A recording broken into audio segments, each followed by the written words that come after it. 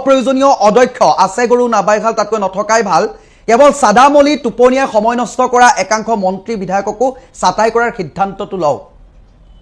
অপ্ৰয়োজনীয় কেৱল মাত্ৰ ৰাইজৰ ৰাজহৰ পৰা টেক্সৰ পৰা টকা পায় দৰমহা পায় পেনশন পায় মেডিকেল ফেচিলিটি পায় এডুকেশ্যনৰ ফেচিলিটি পাব বিদেশ ভ্ৰমণৰ সুবিধা পাব এই গোটেই বস্তুখিনি লৈ যেতিয়া কাম কৰিব পৰা নাই ৰাইজৰ কাম কৰিব নোৱাৰিলে এইসকলক জানো কিবা মন্ত্ৰিত্ব বিধায়কত ৰাখি কিবা লাভ আছে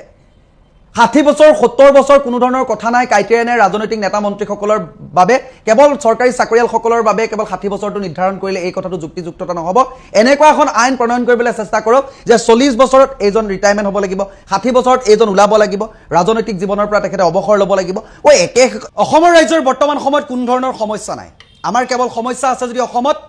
সেয়া হৈছে মিয়া সমস্যা মূল্য বৃদ্ধি কিবা সমস্যা নেকি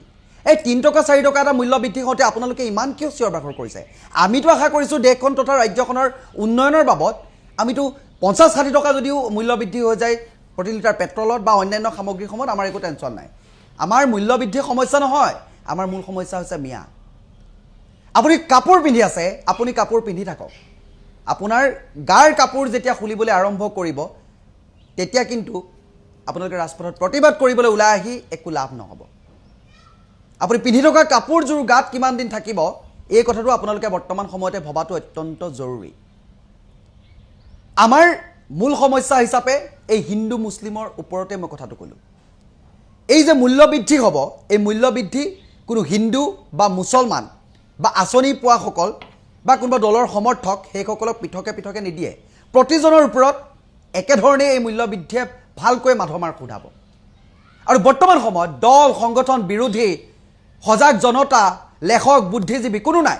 এইবোৰৰ ওপৰত বৰ্তমান সময়ত কথা পোনপটীয়াকৈ কোৱা বা আলোচনা কৰা মানুহবোৰ কোনো নাই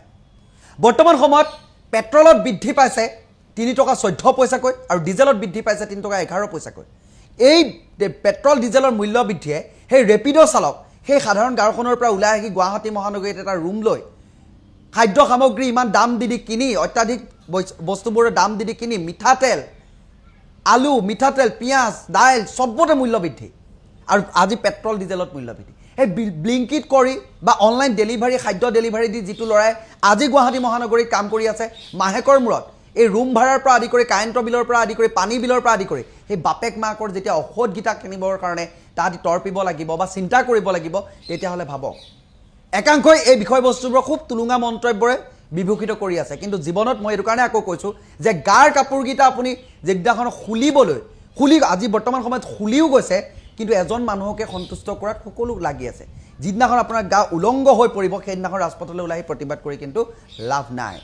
সেই যুৱকজনক খুৰক যিজন যুৱকে মাহেকৰ মূৰত নিজৰ পিতৃ মাতৃৰ ঔষধগীটা কিনিবলৈ চিন্তা কৰে ঔষধৰ কথাটো কওঁতে মনলৈ আহিছে আমি এই মুহূৰ্তত আজিৰ দিনটোত যেতিয়াই নিউজ চাম বা বাতৰি চাম তেতিয়াই ক'ব যে এই মুহূৰ্তত বিগ ব্ৰেকিং নিউজ জনাব বিচাৰিছো মূল্য বৃদ্ধিয়ে সেঞ্চুৰী কুবাইছে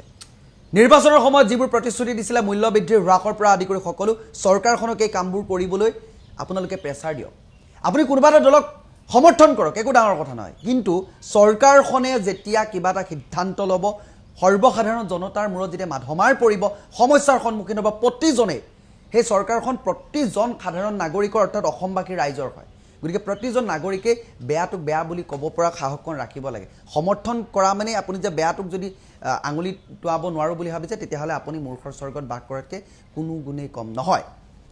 আপুনি বৰ্তমান সময়ত চাওক কেৱল মাত্ৰ আজি বিগ ব্ৰেকিংত পেট্ৰল ডিজেলৰ এই শব্দটো দুটাই বেছি স্থান পাইছে কাৰণ এই দুটাৰ লগত আমি দৈনন্দিন জীৱনত উতপ্ৰোতভাৱে জড়িত ইয়াৰ লগতে যি আমাৰ যি খাদ্য অত্যাৱশ্যকীয় খাদ্য সামগ্ৰীৰ তালিকাত আপুনি গাখীৰ দাইল মিঠাতেল আমুল যি নহওক প্ৰতিটো বস্তুৰ মূল্য বৃদ্ধি হৈছে দুগুণ এই মূল্য বৃদ্ধিৰ ওপৰতো কাৰো মাত নাই অত্যন্ত এটা জৰুৰী বস্তু হৈছে আমাৰ খাদ্য বস্ত্ৰ বাসস্থান কিন্তু বৰ্তমান সময়ত আমাৰ স্বাস্থ্যটো কাৰণে যি চিকিৎসালয়ত মেডিচিনৰ প্ৰয়োজন হয় সেই মেডিচিনত ইমানেই দাম বৃদ্ধি হৈছে এই মেডিচিন কেইটাৰ কথা কোনেও আলোচনা নকৰে কিয় বৰ্তমান সময়ত কি বিৰোধী এই দল সংগঠন তেখেতলোক কি বিহু যেনেকৈ বহাগৰ বিহুত কুলি আহে একেবাৰে নিমাত বহুতো ভেটি শক্তিশালী কৰিবলৈ লাগি আছে নিজৰ ভেটিটোৱে যাওঁ হৈছে স্বাস্থ্যক যদি খাবলৈ নাপায় মানুহে তাৰপাছত আৰু ভেটি মাটি ৰাইজৰ কাম কৰিম কিবা কৰিম এইবোৰ কৰি থাকি কিবা লাভ আছে নেকি আজিৰ দিনটোত যিটো প্ৰেক্ষাপটত আজিৰ যি চৰ্চা হ'ব লাগিছিলে একো ধৰণৰ চৰ্চা নাই আৰু বিৰোধী এইটো কাৰণেই অসমত বিৰোধীক আস্থা বিশ্বাসত মানুহে ল'ব পৰা নাই সেই দিনবোৰৰ কথা মনত আছেনে কোনোবাই গেছৰ চিলিণ্ডাৰ হাতত লৈ কোনোবাই পিঁয়াজৰ মালা ডিঙিত পিন্ধি কোনোবাই গৰু হৈ হাল টানি যে ৰাজপথত প্ৰতিবাদ কৰিছিলে সেইবোৰ মনত আছে নাই বৰ্তমান সময়ত প্ৰতিবাদৰ পৰা বহু যোজন দূৰত মানুহবোৰ গুচি গ'ল কোনোবাই ভয় ভিত্তিতেই হওক বা কোনোবাই দল এটা সমৰ্থন কৰা দলটোক যদি মই বিট্ৰে কৰিবলৈ যাওঁ তেতিয়া মোক বেয়া পাব বা মোক আঁচনি কাটিব কিবা কিবি ভয়তেই হওক বিভিন্ন কাৰণত কিন্তু এই বিৰোধী নামৰ যিটো গণতন্ত্ৰত বিৰোধী শাসক আৰু বিৰোধী এই দুটা পক্ষৰ এই বিৰোধী পক্ষটো ক'ত গ'ল বিৰোধী পক্ষটো মাত নামো নিচান যে বৰ্তমান সময়ত নাইকিয়া হৈ গ'ল কাৰণ কি এইখিনি সময়ত ডাঙৰ প্ৰশ্ন সাধাৰণ জনতাই এই চৰকাৰখন বনাইছিলে মই আকৌ কৈছোঁ ইলেকশ্যনৰ আগতো কৈছোঁ আজিৰ দিনটোতো কৈছোঁ আপোনাৰ এই হাতৰ বুটামৰ টিপাটোতেই 5টা বছৰ শাসন কৰিবলৈ তেখেতলোকে সুবিধা পাইছে দিল্লী দিছপুৰৰ মছনদ দখল কৰিবলৈ সুবিধা পাইছে আৰু এই সুবিধা কোনে দিছে ৰাইজে দিছে গতিকে ৰাইজে সমস্যাৰ যেতিয়া সন্মুখীন হ'ব আপুনি কথা সুধিব পৰাৰো আপোনাৰ সামৰ্থ্য আছে সেইকণ সাহস অন্তত বুকুত ৰাখক তাৰ পাছত আপোনালোকে তেখেতলোকৰ প্ৰশ্ন সোধক যে মূল্য বৃদ্ধিৰ বিষয়টো আপোনালোকে অগ্ৰাধিকাৰ কিয় নিদিয়ে কেৱল মাত্ৰ আমুকত যুদ্ধ হৈছে তামুকত যুদ্ধ হৈছে সেই আত্মনিৰ্ভৰ ভাৰত এই শব্দটো কিয় কৈছিলে একো নাই কেৱল মাত্ৰ জুমলাবাজ আমাক মাত্ৰ ঘৰৰ ভিতৰত ভৰাই সকলো বস্তু আমাৰ ওপৰতে পৰিব আমি কৰিম আমাৰ ওপৰতে পেলাব তাৰপিছত তেখেতলোকো মুকলিমূৰীয়াকৈ ঘূৰি ফুৰিব এইবোৰ দুদিনৰ কাৰণে এইবোৰ নাটক কিবা কিবি কৈ এইবোৰ মূল্য বৃদ্ধি এই 5টা বছৰত আপোনালোকে চাই থাকক কি হ'বলৈ গৈ আছে কথাবোৰ মনত ৰাখিব একদম ভয়াৱহ পৰিস্থিতি হ'বলৈ গৈ আছে মুখ্যমন্ত্ৰী হিমন্ত বিশ্ব শৰ্মা ডাঙৰীয়া আপুনি চৰকাৰী চাকৰিয়াল 50 ঊৰ্ধৰ যিসকল ব্যক্তিক অপ্ৰয়োজনীয় অদক্ষ আঁতৰাম বুলি ভাবিছে ইয়াৰ সমান্তৰালকৈ আপুনি ৰাজনৈতিক ক্ষেত্ৰখনতো অপ্ৰয়োজনীয় অদক্ষ আছে গৰু নাবাইহাল তাতকৈ নথকাই ভাল কেৱল সাদামলি টোপনিয়াই সময় নষ্ট কৰা একাংশ মন্ত্ৰী বিধায়ককো ছাটাই কৰাৰ সিদ্ধান্তটো লওক অপ্ৰয়োজনীয় কেৱল মাত্ৰ ৰাজহৰ পৰা টেক্সৰ পৰা টকা পায় দৰমহা পায় পেনশন পায় মেডিকেল ফেচিলিটি পায় এডুকেশ্যনৰ ফেচিলিটি পাব বিদেশ ভ্ৰমণৰ সুবিধা পাব এই গোটেই বস্তুখিনি লৈ যেতিয়া কাম কৰিব পৰা নাই ৰাইজৰ কাম কৰিব নোৱাৰিলে এইসকলক জানো কিবা মন্ত্ৰিত্ব বিধায়কত ৰাখি কিবা লাভ আছে 60 বছৰ 70 বছৰ কোনো ধৰণৰ কথা নাই ক্ৰাইটেৰিয়া নাই ৰাজনৈতিক নেতা মন্ত্ৰীসকলৰ বাবে কেৱল চৰকাৰী চাকৰিয়ালসকলৰ বাবে কেৱল 60 বছৰটো নিৰ্ধাৰণ কৰিলে এই কথাটো যুক্তিযুক্ততা নহ'ব এনেকুৱা এখন আইন প্ৰণয়ন কৰিবলৈ চেষ্টা কৰক যে 40 বছৰত এইজন ৰিটায়াৰমেণ্ট হ'ব লাগিব 60 বছৰত এইজন ওলাব লাগিব ৰাজনৈতিক জীৱনৰ পৰা তেখেতে অৱসৰ ল'ব লাগিব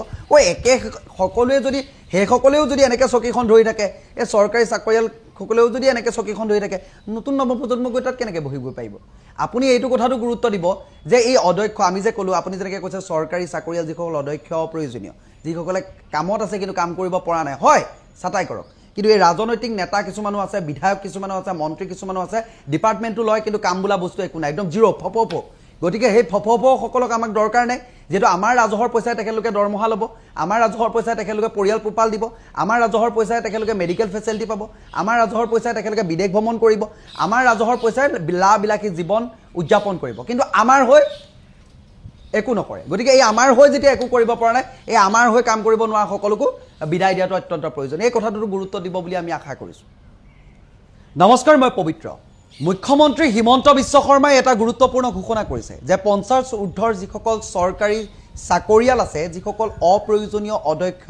বৰ্তমান সময়ত তালিকা প্ৰস্তুত কৰিছে আৰু তেখেতলোকক চাকৰিৰ পৰা অব্যাহতি দিয়া হ'ব অৰ্থাৎ চাকৰিৰ পৰা আঁতৰাই দিয়া হ'ব মুখ্যমন্ত্ৰী মহোদয় ইয়াৰ লগতে আপোনাক এইটো কথাও জনাব বিচাৰিছোঁ বহু অদক্ষ অপ্ৰয়োজনীয় একাংশ মন্ত্ৰী বিধায়ককো আপোনালোকে অতৰুৱা ব্যৱস্থাটো কৰিব কাৰণ জনতাই তেখেতলোকৰ পৰা বিচাৰে কিন্তু তেখেতলোকে জনতাক দিব নোৱাৰে যেনেকৈ এই চৰকাৰী বিষয়াসকলেও কেৱল আছে গৰু নাবাইহাল তাতকৈ নথকাই ভাল তেনেকুৱা ধৰণৰ কামবোৰ কৰাৰ বাবে তেখেতলোকক আঁতৰাম বুলি ভাবিছে নতুন চাকৰি সৃষ্টি কৰাৰ কাৰণে আপোনালোকে তেখেতক আঁতৰাম বুলি ভাবিছে সেইবাবে কৈছোঁ বহু অদৰকাৰী নেতা মন্ত্ৰী বিধায়ক আছে যাৰ কাম নাই তেখেতলোকেও গৈ যিসকলে আপোনাক এইটো কথা কৈছোঁ যে সদনত যিসকলে গৈ টোপনিয়াই থাকে যিসকলে গৈ চাদা মাৰি থাকে অনৰ্থক অপ্ৰয়োজনীয় অদক্ষ সেইসকলক আপোনালোকে অতৰুৱা ব্যৱস্থাটো কৰিব কাৰণ উঠি অহা প্ৰজন্মক সুবিধা দিয়াৰ ব্যৱস্থাটো আপোনালোকে কৰিব যিসকল যুৱক যুৱতীয়ে বহু কষ্ট কৰি 23 বছৰত চাকৰি এটা পায় তাৰ পৰা 60 বছৰ ৰিটায়াৰমেণ্ট ল'ব লাগে কিন্তু বৰ্তমান সময়ত আমি দেখিবলৈ পাওঁ ৰাজনৈতিক নেতাসকলৰ বাবে কোনো বয়সৰ ক্ৰাইটেৰিয়া নাই এইটোৱে আছে এনেকুৱা এটা ডিপাৰ্টমেণ্ট এইটোৱে আছে গণতন্ত্ৰৰ এনেকুৱা এটা বিভাগ যিটো বয়সৰ কোনো কথা নাই তেখেতলোকে হয়তো 102 বছৰো যদি দিয়া থাকে 102 বছৰটো মন্ত্ৰী বিধায়ক চিফ মিনিষ্টাৰ প্ৰাইম মিনিষ্টাৰ যি নহওক ল'ব পাৰে এই বস্তুবোৰ কিয় এই দুখীয়া ঘৰৰ মানুহজনে সেই মাক বাপেকে পিতৃ মাতৃয়ে কষ্ট কৰি ল'ৰা এটাক BA পাছ কৰালে হাই সেকেন্ডাৰী পাছ কৰোৱালে তাৰ পৰা কিবা এটা পাব সংস্থাপন পাব সেই একে খুপাই যদি সেই জেগাটুকুৰা দখল কৰি ৰাখে সেই উঠি অহা প্ৰজন্মটোৱে বা আমাৰ প্ৰজন্মটোৱে সেই স্থানটো ল'বলৈ কেনেকৈ সক্ষম হ'ব যদি গাদীখন নিজৰ পৈতৃক সম্পত্তিৰ দৰে এনেকৈ ধৰি থাকে আঁতৰি নিদিয়ে তাত কেনেকৈ বহিবলৈ সক্ষম হ'ব আপুনি যোনটো পদক্ষেপ লৈছে নতুন চাকৰি সৃষ্টি কৰিবৰ বাবে যিটো পদক্ষেপ লৈছে তাৰ বাবে আমি এই পদক্ষেপ আপোনাক ভালটোতো ভালেই